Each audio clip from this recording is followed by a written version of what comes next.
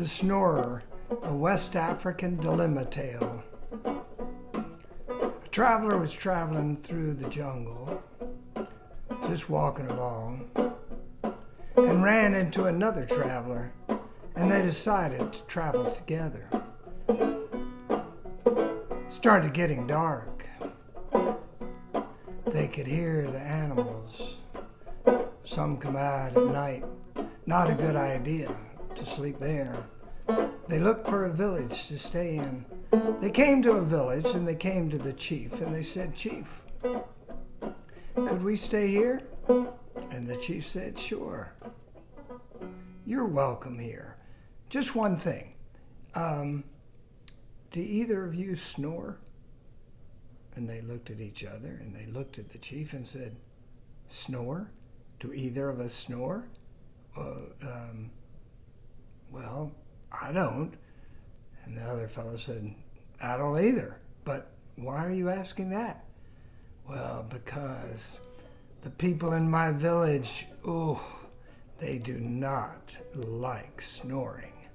In fact, when they hear snoring, well, it's like at the end, they start sharpening their knives and then they'll go after you. So if you snore, you should probably head on right now, and because you can get to the next village before it's dark. It's really dark and you'll be okay, Otherwise, the people in my village are very, very nice. But, snoring, they start sharpening their knives, they're going to come after you." "Whoa. Well," said the first, "I don't snore, so it's no problem for me. How about you?" I said, "No, I don't snore either." "Well," said the chief, "then why don't you eat with us, and I'll set you up to have a nice night's sleep." And they said, "Thank you very much." So they had their meal, and the chief showed them into the room where they would sleep, a little house. And there was a bed against the wall, and then one next to the window. "Here you go," said the chief. "I'll see you in the morning." And so the first said, "You mind if I have next to the window?" "No, it's fine. I don't care. I'll be next to the wall." So the one next to the wall fell asleep very quickly. And guess what? Started snoring. And the one next to the window looked over at the snorer and said, "Oh no." And he listened out the window and he could hear, uh-oh. The people in the village were sharpening their knives. Uh-oh. Okay, I gotta wake this guy up. He said, wake up, Snorer, wake up. Wake up, Snorer, wake up." He ran back, listened to the window. Oh, they're sharpening their knives faster. Uh-oh, they're getting upset. Okay, "Hey, Snorer, wake up. Come on, Snorer, wake up. He listened at the window, sharpening the knives. Oh no, what are we gonna do?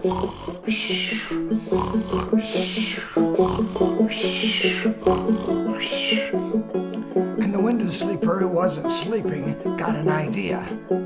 The rhythm of the snoring. He started singing a song. "Oh, let's dance. Oh, let's dance. We dance all night, dance all night, dance all night, dance all night. Oh, let's dance. Oh, let's dance.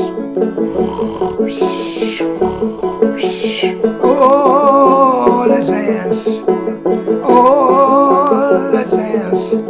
And they put down their knives and they started dancing. They danced and they danced and they danced and they danced. And the singer kept singing, the snorer kept snoring, the dancers kept dancing, the villagers danced all night. And finally, the snorer stopped snoring. The song was finished and all the dancers went to bed. Said the singer. It was morning. They were safe. Whew. And just then, the chief came in. He was smiling.